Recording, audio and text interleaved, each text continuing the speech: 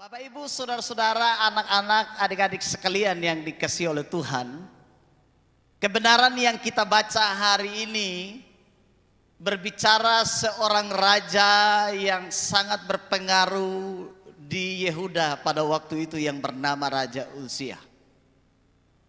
Ia diangkat menjadi raja pada umur 16 tahun, berarti masih usia remaja ya.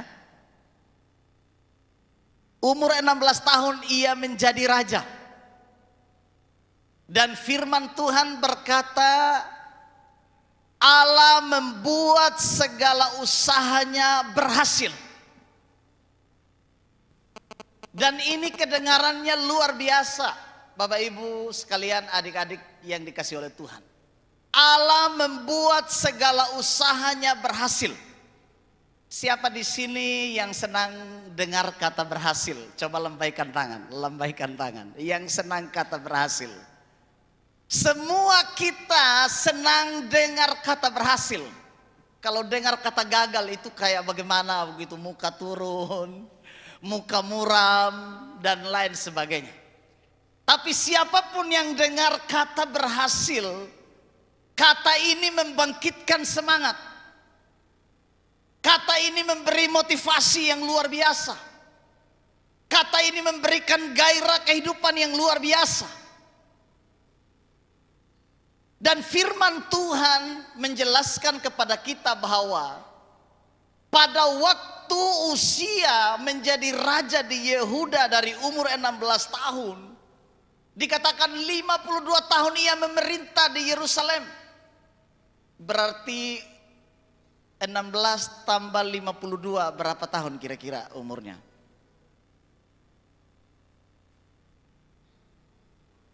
Iya. Luar biasa lamanya ia menjadi raja di sana. Dari usia yang sangat muda belia, 52 tahun menjadi raja. Bapak Ibu saudara-saudara sekalian yang dikasihi oleh Tuhan, kata berhasil di sini saya cari tahu artinya. Itu berasal dari bahasa Ibrani, dari kata salak. Salak itu artinya makmur. Kalau dalam bahasa Sabunya itu dari kata prosperity, prosper. Ya, karena saya orang Sabu jadi saya selalu cari katanya dari bahasa Sabu saya. Prosper, prosperity. Yang guru bahasa Sabu di sini jangan salahkan saya, soalnya ini lidah Sabu. Artinya makmur. Ya. Jadi kata berhasil di sini kata lainnya itu makmur. Menjadi lebih baik dari hari ini. Ada sebuah kemajuan yang terlihat, sebuah kemajuan yang berarti. Itu kata berhasil atau kata salak. Jadi dia tidak sama dengan hari ini. Ada sesuatu yang lebih baik dari hari ini. Itu kata berhasil. Dan saya percaya semua kita, baik anak-anak maupun orang tua, kita menginginkan sebuah keadaan yang lebih baik dari hari ini. Katakan amin. Saya dan saudara pasti tidak ingin sebuah keadaan biasa-biasa saja. Kata berhasil di sini menunjukkan kepada sebuah keadaan yang lebih baik dari hari ini. Sebuah keadaan yang di dalamnya ada nilai-nilai kemakmuran, nilai-nilai kebaikan.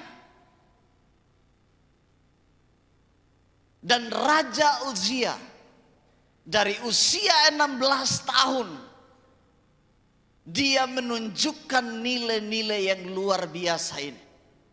Apa saja kira-kira keberhasilan dari Raja Uzia?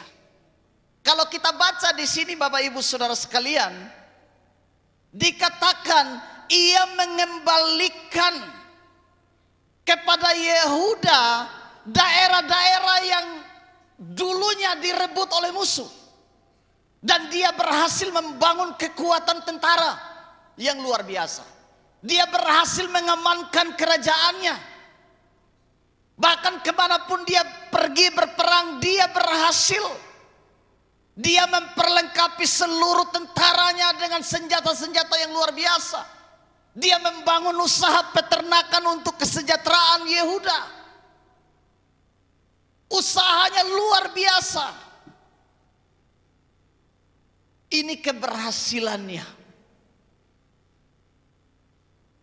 Bapak Ibu, teman-teman, adik-adik sekalian yang dikasih oleh Tuhan, kira-kira apa sebenarnya rahasia keberhasilan Uzia ini?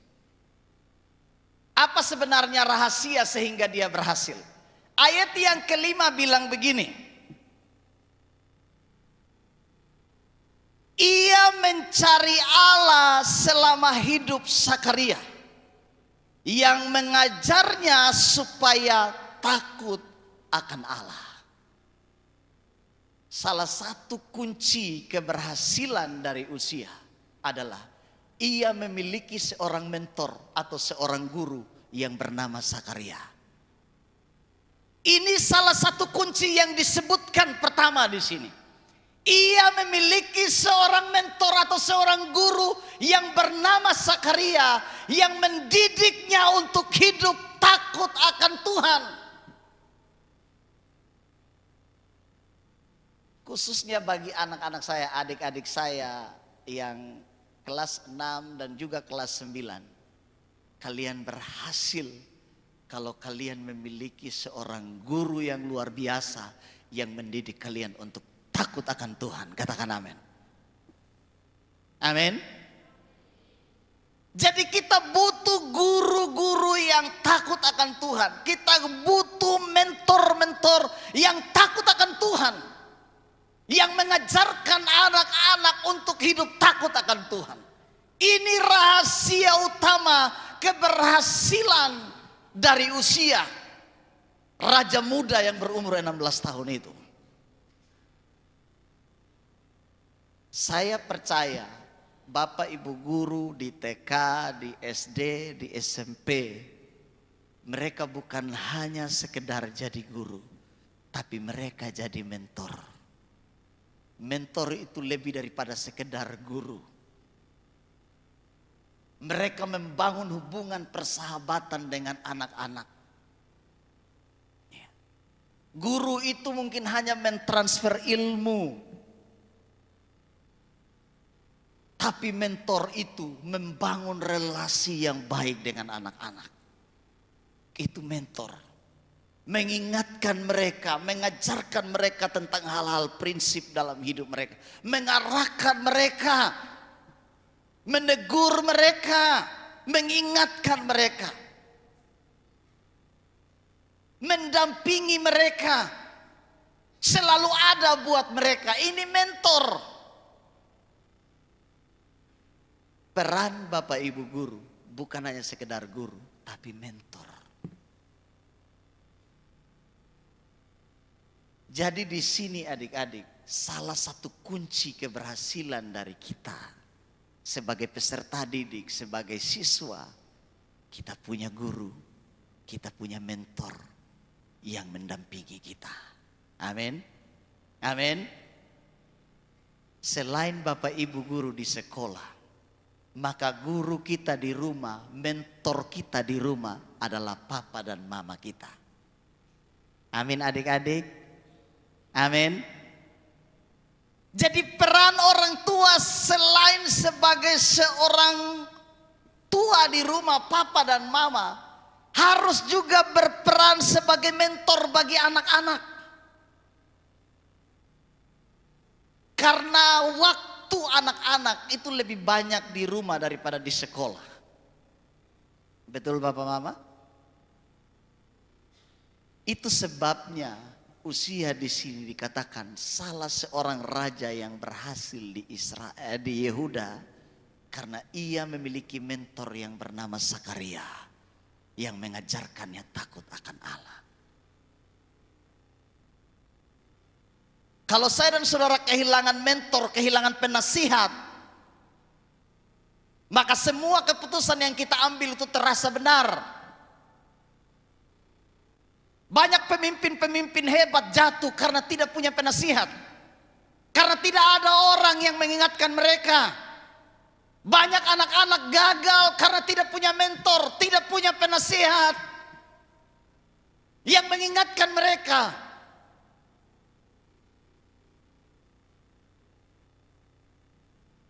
Karena itu adik-adik sekalian, mari kita harus memiliki mentor yang menasihati dan mengingatkan kita, mengajarkan kita untuk takut Tuhan. Amin. Papa mama jadilah mentor bagi anak-anak kita. Bapak ibu guru jadilah mentor bagi anak-anak kita.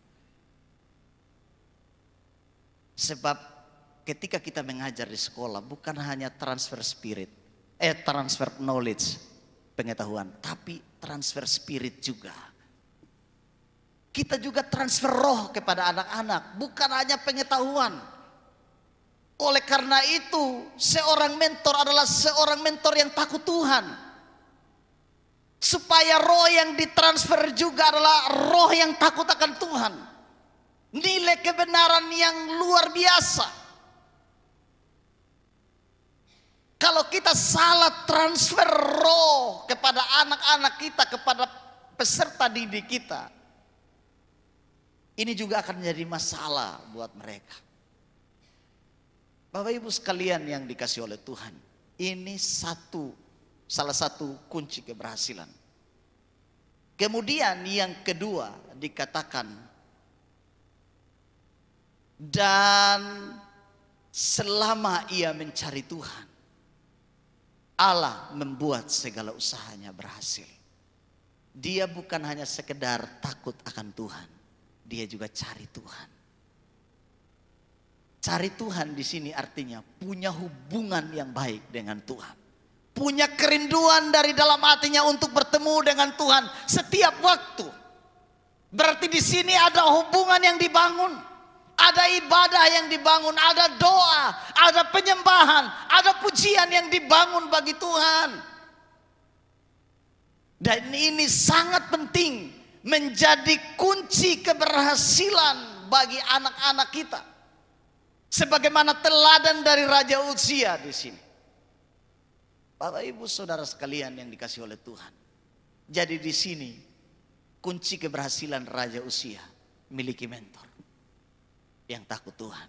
Kemudian memiliki kerinduan untuk terus mencari Tuhan, membangun hubungan dengan Tuhan. Tapi ada yang menarik di sini Bapak ibu sekalian. Dikatakan ia mencari Allah selama hidup Sakaria, selama hidup Sakaria. Berarti ada sesuatu yang salah di sini. Yang salah adalah ketika usia ini sudah merasa berhasil, dia melupakan Tuhan. Dia melupakan Tuhan dan bertindak seenaknya.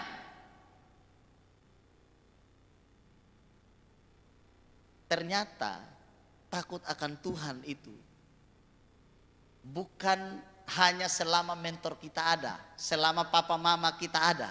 Tapi takut akan Tuhan itu adalah sebuah keadaan di mana saya dan saudara terus menerus takut akan Tuhan. Bukan hanya pada saat guru kasih ingat, orang tua kasih ingat baru kita takut akan Tuhan. Baru ingat gereja, ingat ibadah, ingat sekolah minggu, bukan. Tapi itu merupakan sebuah kehidupan yang tetap dan terus menerus di dalam kehidupan kita. Anak-anak kelas 9, kelas 6 miliki gaya hidup ini supaya hidupmu berhasil di hadapan Tuhan. Amin. Bukan hanya karena takut bapak dan ibu guru, bukan hanya karena takut papa dan mama, tapi ini harus ada kesadaran dari dalam diri kita. Coba kasih ingat teman di samping kiri kanan, kamu harus takut akan Tuhan. Coba kasih ingat. Kasih ingat yang adik-adik, kasih ingat. Harus begitu adik-adik.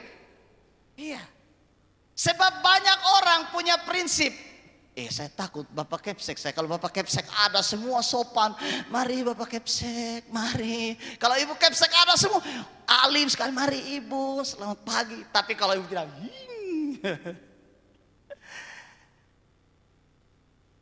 kekurangan usia di sini. Dia takut Tuhan hanya selama Sakaria ada saja. Tapi sesudah Sakaria mati, dia mulai liar. Ini sebuah pembelajaran penting. bahwa takut akan Tuhan itu harus seumur hidup saya dan saudara. Amin. Amin. Sehingga di sini dikatakan setelah ia, ayat 16, setelah ia menjadi kuat, ia menjadi tinggi hati atau sombong, sehingga ia melakukan hal yang merusak. Ia berubah setia kepada Allah dan memasuki bait Tuhan untuk membakar ukupan di atas mezbah persembahan ukupan. Kunci kegagalan Uzia, kejatuhan Uzia, yang pertama dia sombong dan tinggi hati. Yang sombong dan tinggi hati itu adalah ciri utama dari kegagalan saya dan saudara. Ada yang mulai sombong di sini? Coba lihat dulu teman di samping, khususnya kelas 9 dan 6, bukan papa mama ya. Coba lihat dulu teman di samping kiri kan, bilang, kasih ingat dia, kau jangan sombong nah. Biasa saja, bilang begitu.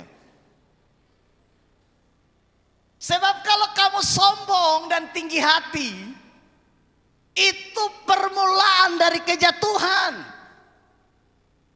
Uzia merasa diri kuat dan dia mulai tinggi hati. Saya ini Raja Yehuda, 52 tahun memerintah bos.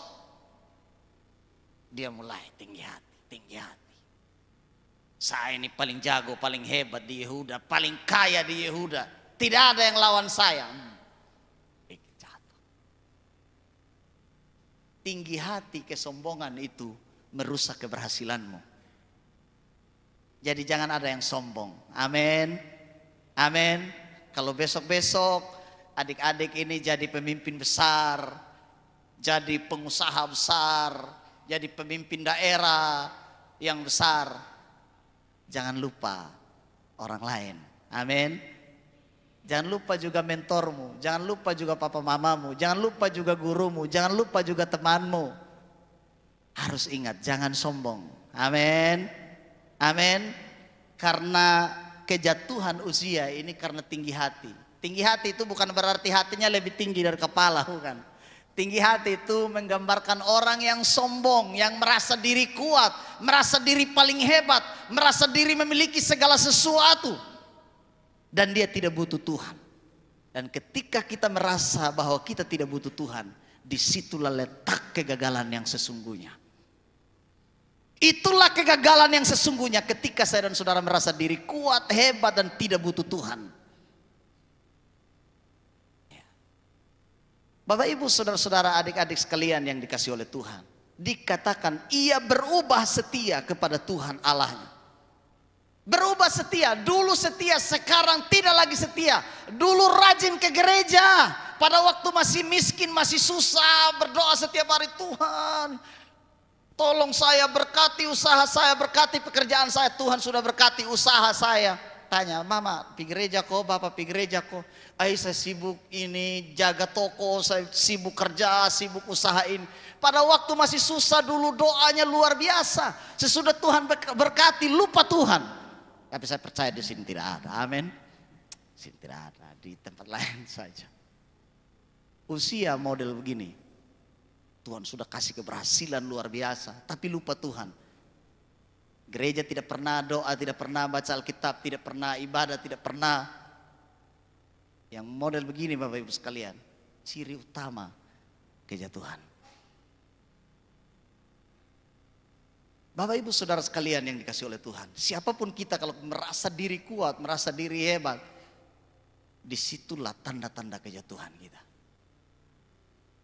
Sebab keberhasilan kita, dengar Bapak Ibu, keberhasilan kita tidak diukur dengan apa yang ada pada kita. Uang, harta, kekayaan, jabatan yang ada pada kita ini bukan sebagai pertanda bahwa saya dan saudara benar-benar berhasil di hadapan Tuhan. Keberhasilan yang sesungguhnya adalah ketika saya dan saudara hidup takut Tuhan, membangun hubungan dengan Tuhan, itu keberhasilan yang sesungguhnya.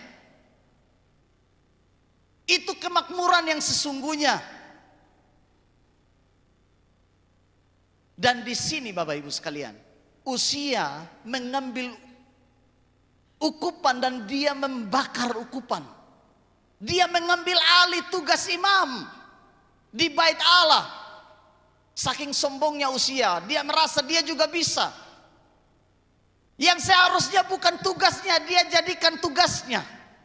Membakar ukupan itu tugas imam. Tugas orang-orang Lewi di dalam bait Allah. Ini raja pi bakar ukupan.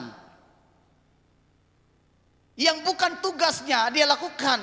Karena merasa diri paling hebat dan tidak ada yang bisa mengaturnya. Artinya begini, pesannya adalah lakukan apa yang menjadi bagianmu. Dan kau akan berhasil. Amin. Jangan melakukan apa yang bukan bagianmu. Biar orang lain yang melakukan apa yang menjadi bagiannya. Yang menjadi bagianmu lakukan. Kalau kita rambang bagian orang lain, kita menjadi orang yang paling serakah. Coba bilang sama teman di samping kiri kanan, adik-adik yang kelas 6 dan kelas 9. Lakukan apa bagian yang menjadi bagianmu. Yang menjadi tugasmu lakukan. Tugas adik-adik apa? Belajar. Amin. Amin. Tugasmu adalah belajar. Lakukan tugasmu belajar. Jangan perintah orang lain belajar baru kita sendiri tidak belajar. Oh, itu repot. Ya. Lakukan apa yang menjadi tugasmu. Jangan seperti usia. Yang bukan tugasnya dia kerjakan. Harusnya kan dia raja, cukup sudah dengan takhta, dengan pemerintahannya cukup. Kau jangan ambil lagi tugas para Lewi, para imam di bait Allah. Jangan bakar ukupan di situ. Itu karena sombongnya. Jadi dan dia merasa bisa, saya juga bisa di bait Allah gitu ya. Saya juga bisa. Jangan. Lakukan apa yang menjadi tugasmu. Karena keberhasilan itu datang dari Tuhan.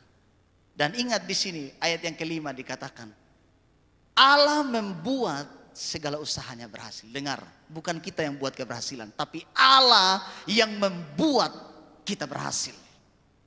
Katakan amin. Bukan kita berusaha tapi keberhasilan itu datang dari Tuhan. Kita belajar tapi hikmat itu datang dari Tuhan. Lakukan yang menjadi tugas kita dan bagian Tuhan membuat saya dan saudara berhasil. Lakukan tugasmu sebagai pelajar, kau belajar. Tuhan yang akan memberi hikmat, yang memberi kepintaran. Mari lakukan tugas kita pada bagian kita masing-masing. Orang tua mari berfungsi sebagai orang tua bagi anak-anak kita. Amin. Supaya kita tetap mengambil bagian kita sebagai orang tua. Bagian anak-anak sebagai anak-anak. Kalau kita berfungsi seperti apa yang Tuhan harapkan dari hidup kita, maka hidup ini terasa jauh lebih aman. Amin. Amin Bapak Ibu. Marilah berfungsi sebagai papa di rumah. Berfungsilah sebagai mama di rumah bagi anak-anak.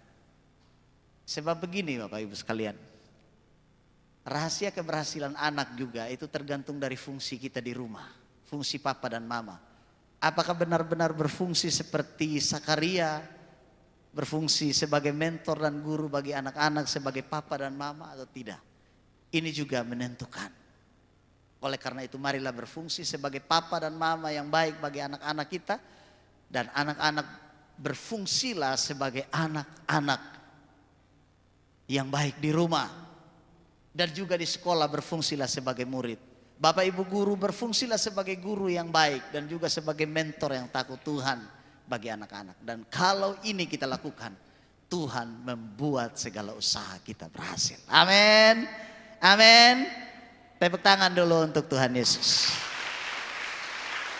Biarlah renungan pada pagi hari ini boleh membangkitkan semangat kita dan anak-anak kita supaya mereka berhasil sesuai dengan harapan dan doa kita. Dan biarlah keberhasilan mereka menjadi keberhasilan yang tetap, yang terus menerus. Jangan awalnya berhasil, ujungnya gagal. Jangan. Biarlah keberhasilan tetap menjadi keberhasilan yang tetap dimiliki mereka. Supaya mereka seumur hidup mereka hidup takut akan Tuhan. Ini yang paling penting. Makanya ada dalam istilah pelayanan, bukan langkah awal yang ditentukan, tapi langkah akhir biasanya begitu. Tapi baiklah, mari kita memulai langkah yang awal dengan baik dan mengakhirinya dengan baik. Jangan sudah mulai dengan baik, mengakhirinya tidak baik. seperti Raja Usia. Tapi baiklah kita dengan keberhasilan yang Tuhan beri saat ini. Kita terus menerus mengalami itu sampai tugas kita di bumi ini selesai.